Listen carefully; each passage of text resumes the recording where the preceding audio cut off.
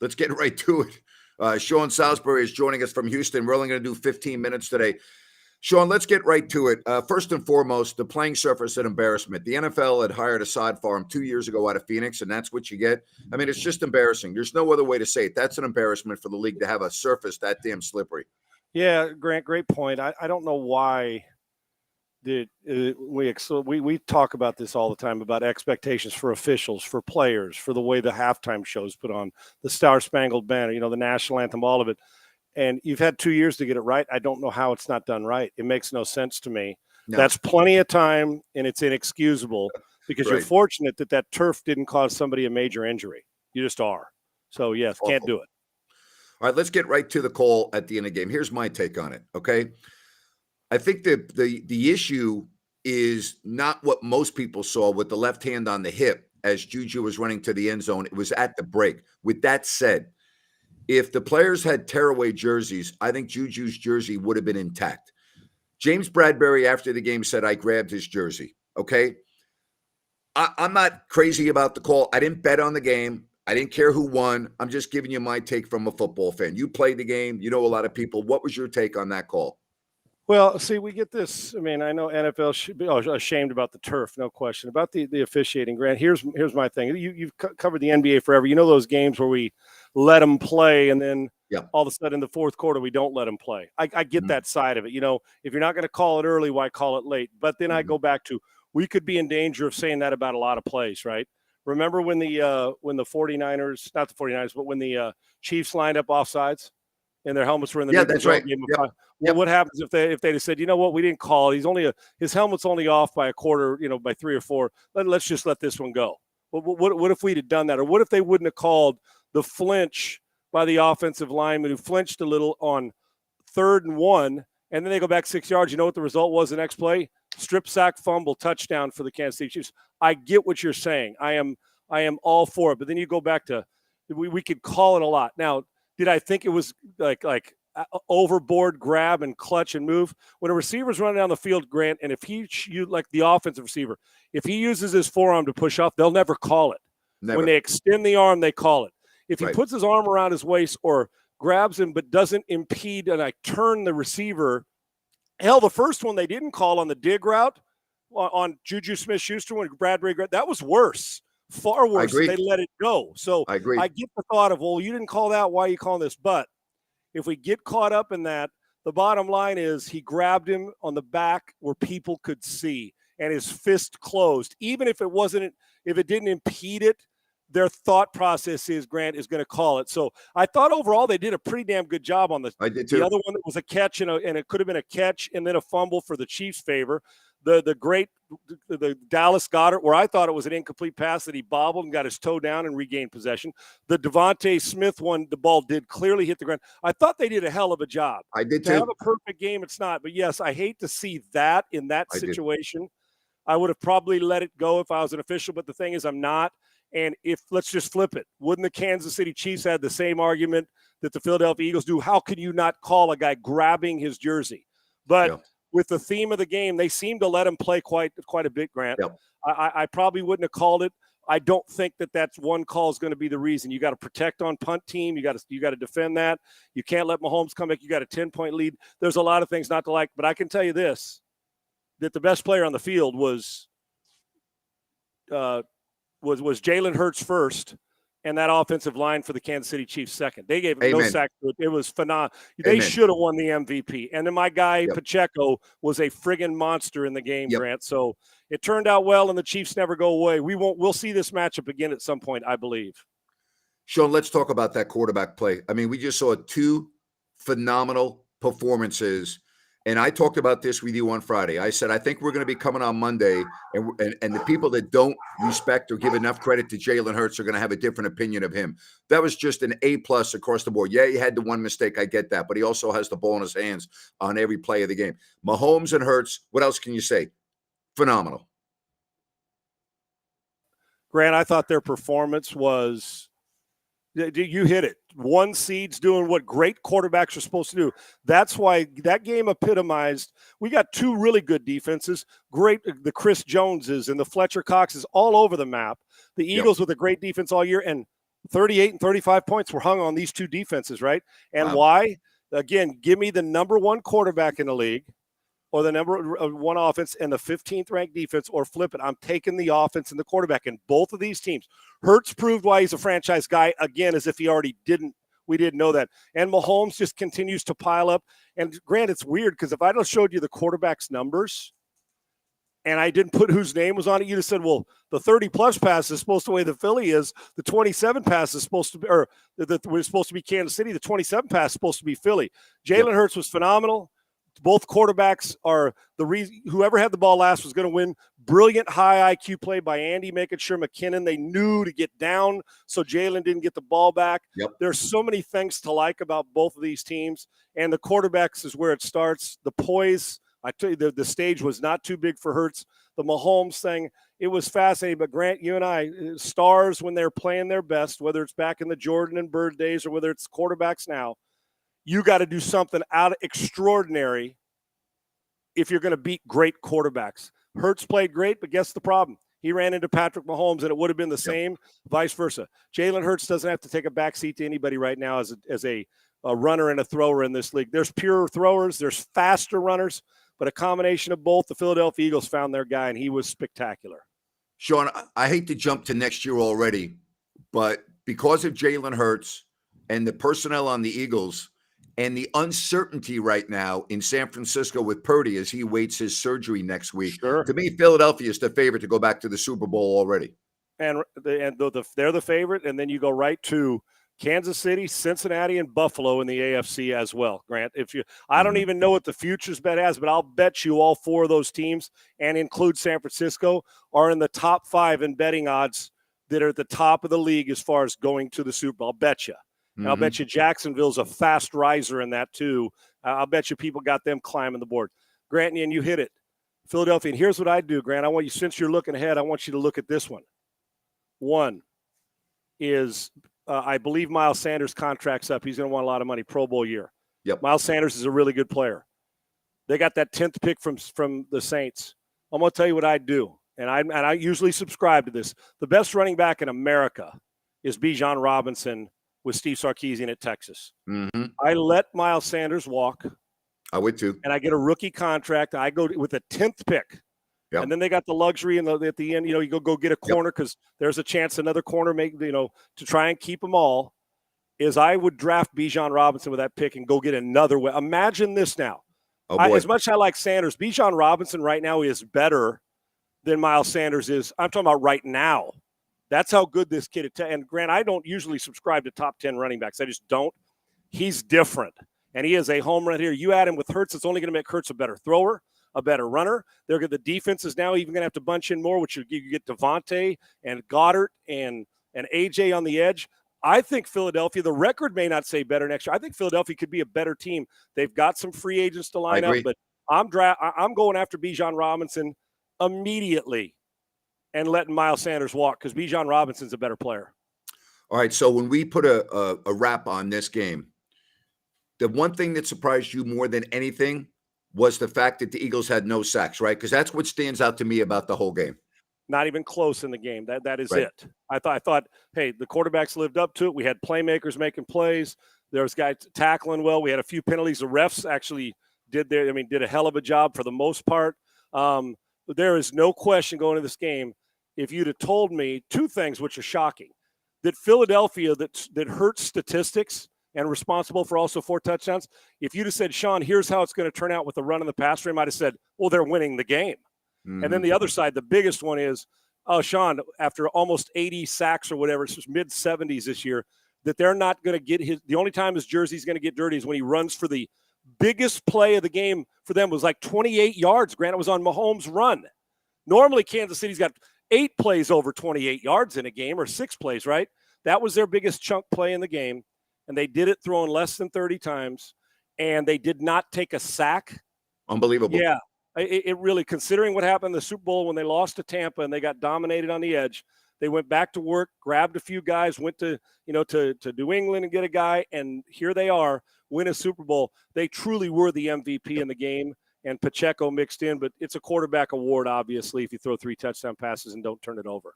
Sean, you could give us perspective that nobody else can.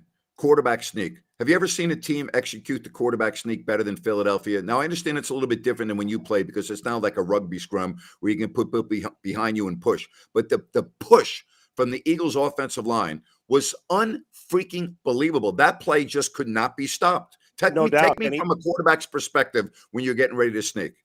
And first of all, now also most quarterbacks hated it because it was due for back then. Guys would come flying with the crown of their helmet. You knew you were due for a headache. In a quarter, it's like, oh, quarterback sneak. Oh, here we friggin' go. Yeah. And they couldn't do what they do now. Like you said, a scrum. There's no doubt they're the best at it. You get a physical quarterback who's got a big base. They know how to execute it to perfection. And even when it looked like Kansas City at the initial hit was going to stop them, they pushed them back 3, 4, 5 yards. It was, if you're third and a yard or less, or a yard and a half, or fourth, yep. They don't need a play. And what's going to happen at some point, the next level is they're going to run one of those fake quarterback sneaks. And they're going to toss it outside, and the guy's going to run for 80 yards and a touchdown. They are, without question, the best in the business. And I'm not sure, Grant. Let's say that McKinnon scores, and they give Jalen Hurts 2 minutes, and they go down and score. Are you sure? Are we sure that the Philadelphia Eagles in a Super Bowl don't have the balls to go for 2 and end it at the end of the game instead of overtime? Who knows, because Kansas City squelched that, but it was incredible. And then you go back real quick, Grant, Andy Reid's play call when they went on the right side, they started in motion, and you saw the defense. Go back and watch it. Normally when you send a guy in motion, to return motion, either gets to the tackle or tight end and comes back, or all the way to the quarterback and comes back, or he hesitates and runs all the way across. They just got him to the receiver and turned around and sprint back the other way. They tried to pass it off, so he's going, so you jump him, and they couldn't recover. A brilliant call, so they went short return motion and got him to the flat wide open. Both their touchdowns on the left and right were wide open, and it was play design and execution second. It was crazy. All right, last thing. You didn't have Jason Kelce as your center when you were playing quarterback, but when you're getting ready to do a quarterback sneak, do you lean a certain way, whether you're going into this gap or that gap or straight ahead, based on what you see defensively? I mean, everybody's bunched up. So give me what's the thought process from a quarterback when you're in that situation? It's a great point, Grant. Sometimes when you come up, we've had it all where they'll tell you, you'll know in the huddle, hey, we've seen this defense and here's how they're going to line. I'm going to the B gap. And Grant, what it is, when they're pinching so hard, you try to get in that A gap, you're stopped. So you'll see quarterbacks do this sometimes, Grant. They take a hesitation step, and you see them go a hole wider because everybody's going here. So you get some push in the second hole, the B gap, or we call the 0-1. They go one gap wider. But with the way they do it, but yeah, sometimes you'll also come up to the line of scrimmage, and you'll find as close to the bubble, meaning more space, and you'll tap the center to that side. You may tap him on the left part of his rear end or on the right part of his rear end, but you get a pretty good idea that when they do it, if they're pinching hard, it's a game plan. Say, hey guys, they pinch down. You take a step back, a little hesitation to let them pinch, and then you either go over the top of them or you go to the gap over. But they're so good. They're just with the way this is now, Grant, they're not wasting any motion. They're just pushing, and they get such great push. And with his base, meaning Hurts' big legs and ass, you can give him a good push from behind, and he can handle it. So, but yes, there are times when you'll tap a guy, or you're going to go a hole wider because the team is a major pinching team. And so you go a hole wider so they don't have a chance to prevent you from getting that first down. There is an art to it, that's for sure. Did the best team win yesterday, or was these just basically two evenly matched teams, and the team that had the ball last was going to win? Well, Grant, remember what we talked on? I felt last week that it was a fourth quarter game, and who had it was if you put it in their hand, more than likely that team was going to win. It was a little more high scoring than I thought because I thought more sacks would be involved. But I think the best all-around team, the best team won because they got the trophy. If you're asking on paper to me who the best team was, I thought Philadelphia going in, but as you know, I picked Kansas City by 3. Yeah. Or wait, no, I said 27-23. I picked them by 4. Yeah. So I thought Kansas City'd win. And the factor was that I just felt Mahomes could make one more play. And he didn't make more plays than Hurts. He just had the ball on the last drive, and they made it right. So a hell of a win, nothing to be ashamed of, but finishing second sucks. And Philadelphia knows that, and they'll be back. Hell of a year by them. Have fun tonight, my friend. Yeah, I'm going to Sandler tonight, so I appreciate you letting me out early. Yeah. I'm going to go get some laughs from that guy. I haven't seen him in a while, so it'll be fun to go visit with him and watch him tonight. Thanks, brother. I appreciate you. All right, appreciate you. Hey, I want to tell you about Zoom 180. And I want to tell you a little bit more than I normally do about this incredible flashlight. I know the founder. That's why I talk about it. Roy is one of the most honest people I know. And I've been talking about this flashlight for a couple of weeks. And I got a couple of people going, Dave, that's a lot of money for a flashlight, $149.99. I said it is, but this isn't like an ordinary flashlight. This isn't a flashlight you're walking in and finding in your supermarket, okay? There's nothing like this flashlight on the market. It's incredible. 5 LEDs. And here's something else about Roy. Quite simple. If you get the flashlight, you use it, and you don't like it, put it back in the box, send it back, and Roy is going to give you a full refund. That's what Roy's all about. Honest, down to the core, okay? This flashlight is unbelievable. Told you my friend, 2 weeks ago, got his in the mail. That night, he sent me a message, and he said, Napes, this thing is badass. That's exactly what it is. Go to zoom180.com, check out the video, look at the specs and everything else. Again, there's nothing like this on the market. Trust me, zoom180.com. All right, my take on the Super Bowl, I had in a rant today. I'm going to do my podcast tomorrow on what I thought was the worst halftime show that I've ever seen. I don't understand it, but I'm going to read you something. All right. I'm going to give you a little tease for what I'm doing on my show tomorrow. All right. So I talked about this on my rant today, and I got a response today. I have 2 young girls, 6 and 9, and we kept trying to cover their eyes during a halftime show. It was disgusting. And I don't want my young daughters looking at that and thinking it's okay behavior. We are not happy about it. Bingo.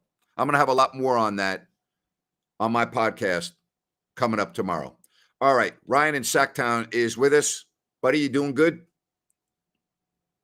No, I think we got Ryan's internet we got an issue with Ryan's internet. All right. No problem.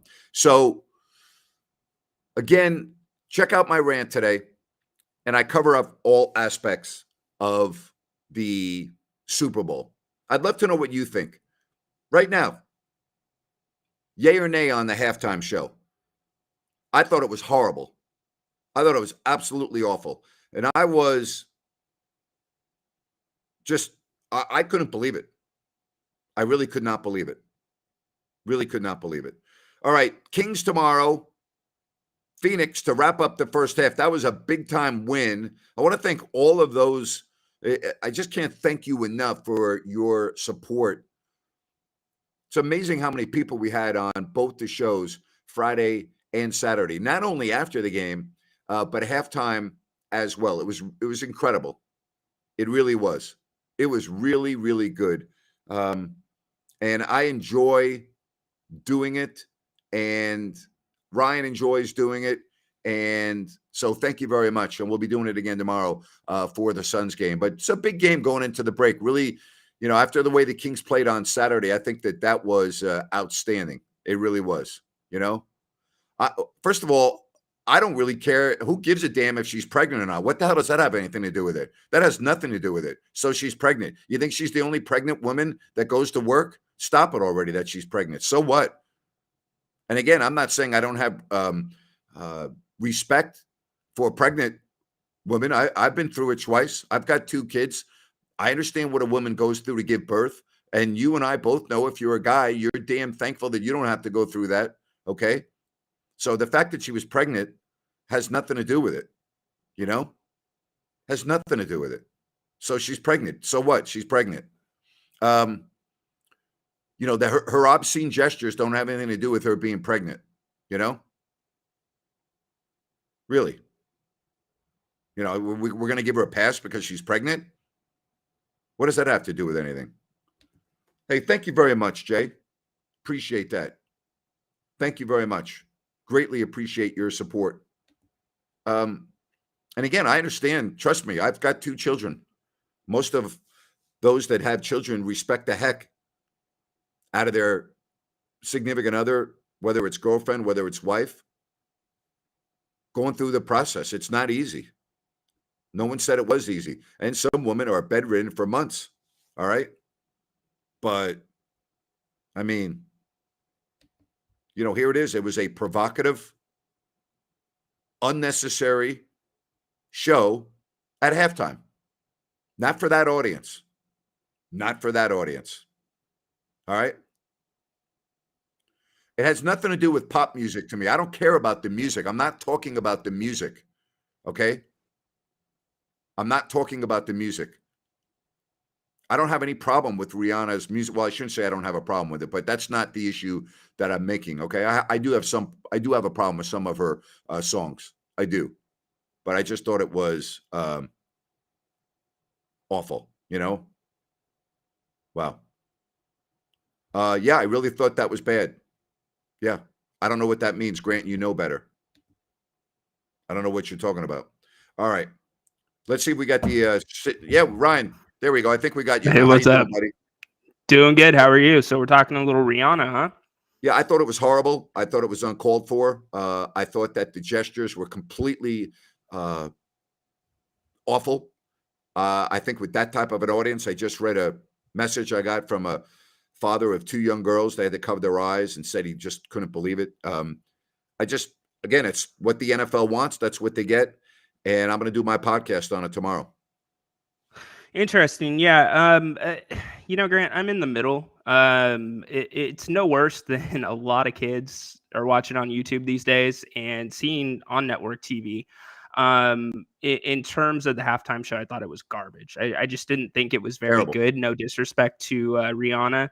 And the bigger problem that I have with it is you already know you have a bad playing surface. And obviously they can't pull the Super Bowl show at that part or at Great that point. time.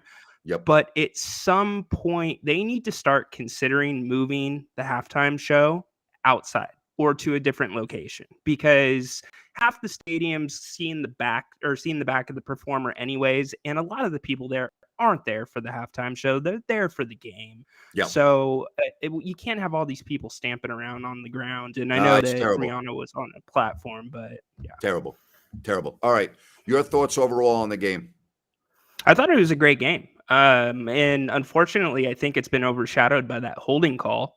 Yep. But it was holding. The player came out and said it himself. But overall, it was one of the most entertaining Super Bowls I can remember in a long time. It was close pretty much the entire game. There was little runs here and there. So I really enjoyed it. Yep. All right. I think you're freezing up on me a little bit again. You there? All right. I'm going to let him go for the show, and I'll give you some of my final thoughts. All right. The game itself was outstanding. It was an entertaining game. I'm taking the betting out of it. I'm taking who you're rooting for out of it. All right. I know if you're an Eagles fan, you don't agree with me. It was entertaining. It was a fabulous football game, and I'm grateful for that. The field was awful. The halftime show was awful. I do have a problem with the last call, but that's okay. I didn't lose sleep over it. Roger Goodell, as NFL commissioner, to me needs to go. I'm just tired of all the problems that are currently going on in the National Football League. And, it's his job to make sure that the people that are in charge of the field get the field right. That's his job. Okay. He's the commissioner of the league, and we can go on and on and on.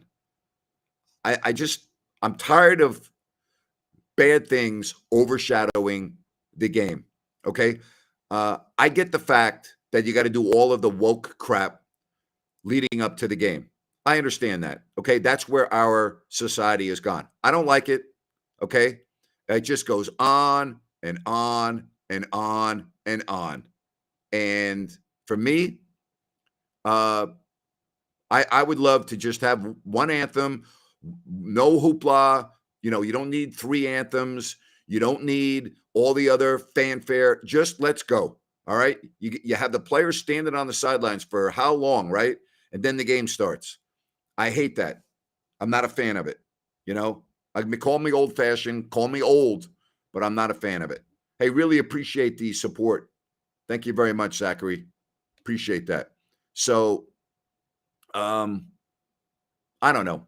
I'm not sold on, and again, I understand it's the biggest event and it's now a show. It's almost like the game has become secondary to all the other crap that goes on before the game. Seriously, the 30 minutes from like 3 to 3:30 is like, just wake me up when kickoff comes, would you please? I mean, that's how I feel about it. It's how I feel about it. It's ridiculous, I thought the national anthem was great too. I mean, look at the coach of the Eagles crying and other players showing emotions. It was a phenomenal rendition of the national anthem, So, hello, Zachary. We appreciate that. Love that. Best car I ever bought was my Toyota Supra. It's crazy. We all have things that we had to have, right? And growing up, I had a friend that had one, and I was like, man, someday I'm going to get myself. That was I had to, back in, I think I got that car, Zachary, I want to say around 89 or 90, 91, but I love that. Thank you, Zachary. Really appreciate that. All right. So, well, you don't have to watch the whole pregame show. I'm grateful to say I did not watch 1 second of it. I really do. All right. Oh my gosh. So it's all right. I made it through just like everyone else. All right. Let me give you the schedule. Tomorrow, Ron and I are going to be on at halftime and after the game for the Kings and Suns. Jerry Reynolds to talk about the first half of the season on Wednesday at 3:00 right here on YouTube, Periscope, and Facebook Live. Zachary said he did the finance on the deal. Zachary, did you screw me over? I'm just kidding. I'm kidding with you. I had a great experience at Folsom Lake Toyota. And matter of fact, when I bought that car, you weren't even on 50 and Folsom. You were at your old location, I believe, if I'm not mistaken. Incredible. The Frisbee show at halftime, huh? I didn't even see that, I tell you right now, the punt, pass, and kick contest was my favorite thing. We used to watch it at Yankee Stadium every year, one at halftime, and the fans didn't even leave their seats at halftime to watch the punt, pass, and kick. And you would see some of the most amazing throws and kicks, and you'd have everyone at once in the crowd would go, whoa! It was incredible. All right. All right, we'll try one more time with Ryan. Ryan, you back with me, buddy? All right, that's it. Last chance for Rhino. All right, so we gave you the schedule. Really appreciate everyone. This has been a lot of fun. And don't forget tomorrow, coming your way again at halftime and post-game show. Hey, make it a fabulous week. I'm kind of down today. You know what I mean? I got like depression today. I'm like, wow, what am I going to do on Sunday? What am I going to do the following Sunday? What am I going to do that Sunday after that? I'm like, oh my God, my weekends are now completely open until college football starts in October. That part's good, but man, I'm in withdrawals today. Don't you wake up on Monday after the Super Bowl and go, oh man, I got to wait all the way until September to watch NFL? I freaking hate it. Absolutely awful. All right, you take care, everyone. Thank you so much for joining us right here on If You Don't Like That with Grant Napier. Make it a fabulous week. Bye-bye.